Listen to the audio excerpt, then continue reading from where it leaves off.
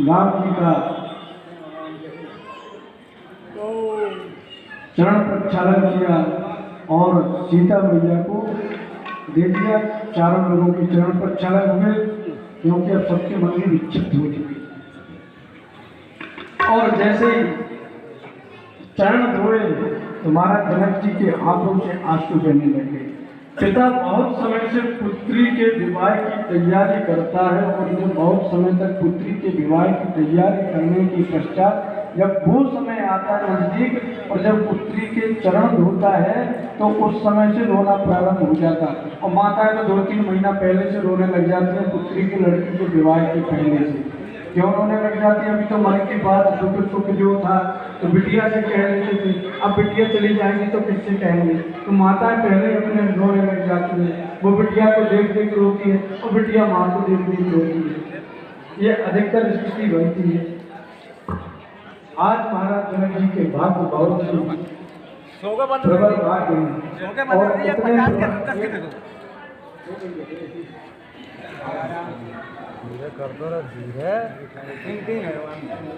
तो इतने भाग्य प्रबल हैं जो ऐसे भाग्य प्रबल हुए और आज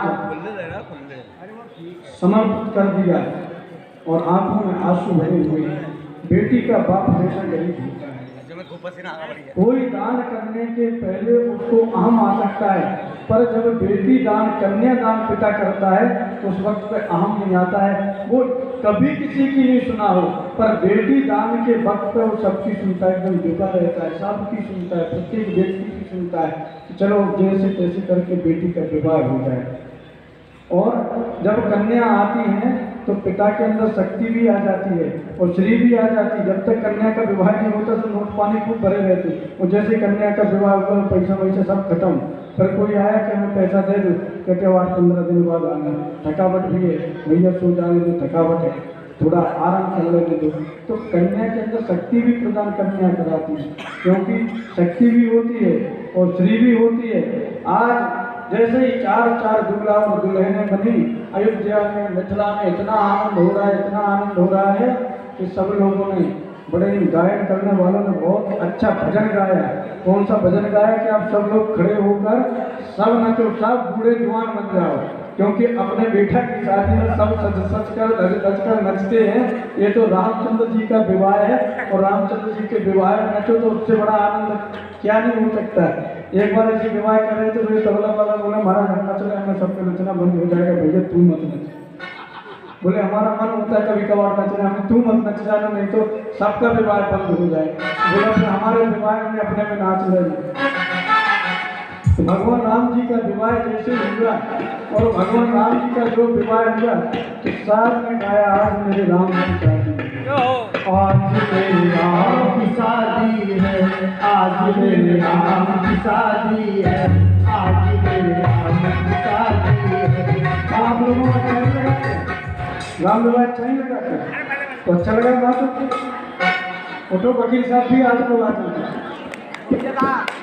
और क्या राम विवाह है। हमको तो कल वो सेठ जी नचवा रहे थे, कहाँ चले गए सेठ जी? कल हमें राम जन्म में नचवा भगवान श्री रामचंद्र जी का विवाह और सबने नृत्य किया। ऐसा लगता है सारे संसार की शादी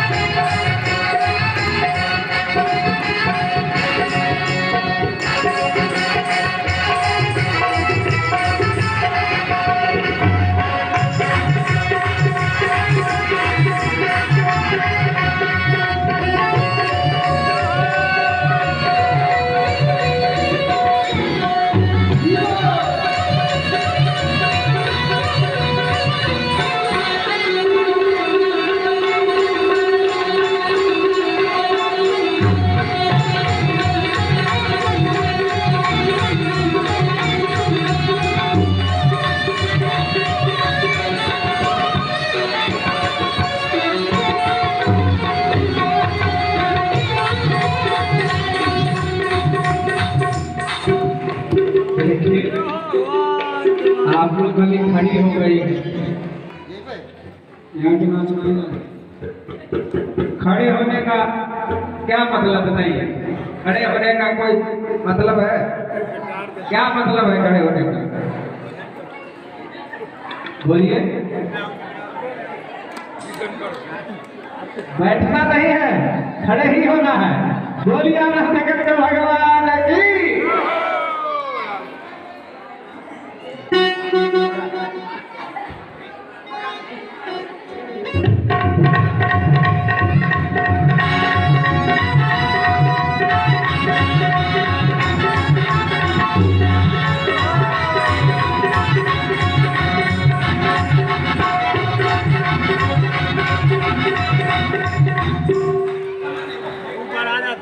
हेलो, देखिए आज कोई खड़ा नहीं रहेगा अपने स्थान पे। करना क्या है? भगवान राम के विवाह है ना, ऐसे होता है क्या यहाँ पे विवाह? ऐसे होता है? नाचना तो होता ही। अरे रोड डांस से अच्छा है कि हमारे भगवान के आगे जो नाचता है ना, रोड डांस में क्या क्या होता है पता होगा आप लोग कि काले कौआ काट खाएगा, है ना? सोचिए यहाँ पे बच्चों की विवाह होती है ना? विवाह में अब गाना क्या होता है रिकॉर्डिंग डांस में कि काला कौआ काट खाएगा, कि काला कौआ। अरे राम का राम, यहाँ वो नहीं है। यहाँ है क्या? वो ऐसा लगता है सारे संसार की शादी है, आज मेरी राम की शादी है, आज मेरी राम की शादी। और एक बात और सुन लीजिए, जो चुपचाप खड़े रहेगा उनके बगल वाले की कसम है। क्या है? उनके बगल वाले की कसम है, चाहे वो माताएं बहनों में हो, चाहे वो हमारे भाई बंधु में हो। कानून सबके लिए बराबर होना चाहिए, इसीलिए कोई भी अपने स्थान पे खड़े नहीं रहेगा, है ना? कितने आदमी शामिल होंगे? जरा अपने अपने स्थान से हाथ उठाना। हाँ, अब देखिए आपने दोनों हाथ को उठा करके, ठाकुर जी आपके हाथ में है, और आपने संकल्प ये कर लिया कि भगवान जब तक ये गाना होगा तब तक मैं नाचूंगा या नाचूंगी। और उसके बाद कसम भी है, ध्यान रखना। आज मेरे राम की शादी है, आज मेरे राम की शादी है, ऐसा लगता है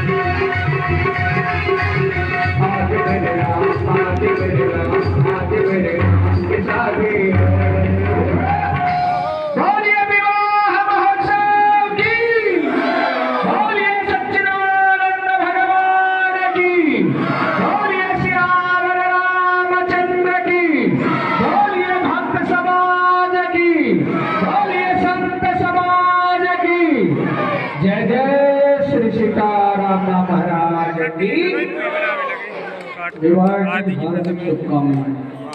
श्री राम विवाह की हार्दिक